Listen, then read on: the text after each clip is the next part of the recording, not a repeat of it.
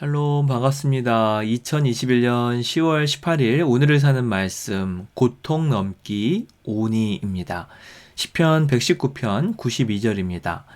주의 법이 나의 즐거움이 되지 아니하였다면 내가 내 고난 중에 멸망하였으리라. 히브리어 번역입니다. 당신의 말씀이 내 기쁨이 아니었더라면 그 때문에 내가 고통 가운데 죽었을 것입니다. 지난 한 주간 제가 백신 2차 접종을 하고, 좀 몸 상태가 안 좋아서 한 주간 쉬었는데, 사과 말씀을 먼저 드리면서 시작하겠습니다. 죄송하고 또 감사합니다. 기도해 주셔서. 우리를 살게 하는 힘은 무엇일까요? 흔히 농담처럼 나는 밥 힘으로 산다. 그런 표현을 하곤 합니다. 살기 위해 먹는가, 먹기 위해 사는가, 이런 또 논쟁도 합니다. 우리가 살아가는 데는 육체적인 에너지만 필요한 것은 아니죠.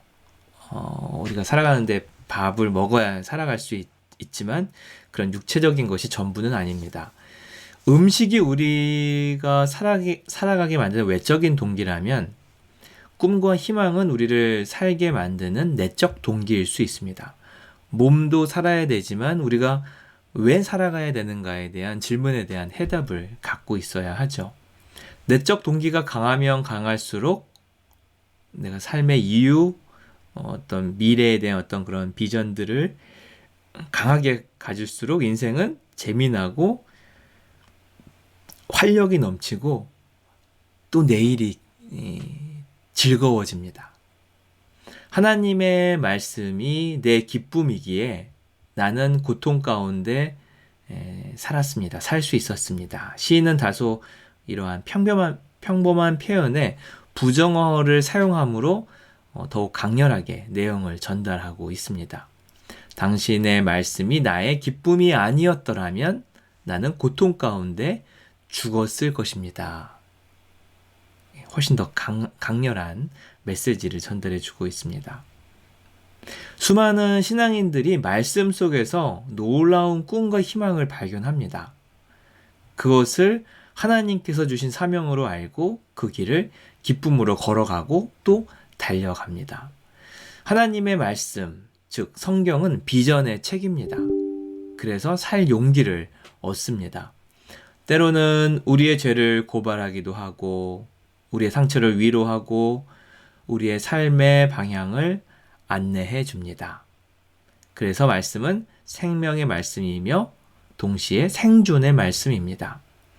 오늘도 하나님의 말씀은 수많은 생명들을 살리고 구원하는 역사를 만들어 가고 있습니다. 오늘도 시인처럼 말씀을 붙잡으십시오. 더욱 강력한 손으로 말씀이 우리를 붙잡아 줄 것입니다. 고단하지만 지치고 피곤하지만 주님께서 함께라면 그래도 견딜 수 있습니다. 주님께서 길고 긴 터널을 지나 빛이 보이는 출구를 반드시 통과시켜 주실 것입니다. 사랑의 하나님, 절망이 우리를 덮칠지라도 주님의 말씀을 통해 희망을 발견하게 하옵소서. 예수님의 이름으로 기도합니다. 아멘.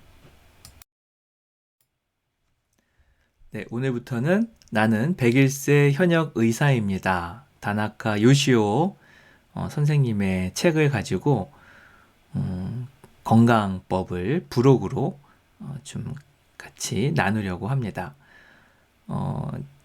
1918년생이니까 올해 나이가 103세이시고 현역으로 활동하고 계십니다. 지금은 대만에서 오전에만 이렇게 진료하고 계신데 좀 따뜻한 책이에요. 건강하게 사는 방법들을 단순하고 명료하게 전달해주고 있는데 총 45회 5장으로 되어 있는데 그 중에서 좀 중요한 것들, 필요한 것들을 좀 하나씩 살펴보고자 합니다. 1장은 규칙적으로 삽니다. 규칙적인 식사와 수면은 건강하게 오래 사는데 필수적인 습관입니다. 그러면서 본인의 하루 일과를 이렇게 1장에서 얘기해 주고 있는데 이것이 자기가 100세 넘도록 건강하게 만들어준 비결이라고 이야기합니다. 이 책에서 자율신경에 대한 이야기를 해주고 있어요. 나중에 기회가 되면 여기에 대해서 좀 설명을 드릴 텐데, 규칙적으로 생활할 때 자율신경이 안정화되어서 건강해진다. 우리가 자율신경이 무너지게 되면 거기서부터 하나씩 하나씩 도미노 현상처럼 병이 생기게 된다고 합니다. 그래서 규칙적인 생활로 몸에 좋은 리듬을 만들어 가야 합니다. 이렇게 이야기하고 있습니다. 자연의 리듬인 것이죠. 이것을 저는 하나님의 리듬이라고 보고 있습니다. 전체 책이 이제 어떻게 우리가 규칙적으로 식사하고 생활하고 운동하는가에 대한 아주 중요한 그러한 팁들을 우리에게 알려주고 있는데, 앞으로 하나씩 배워가도록 하겠습니다. 예, 오늘도 아프지 말고 건강하세요. 감사합니다.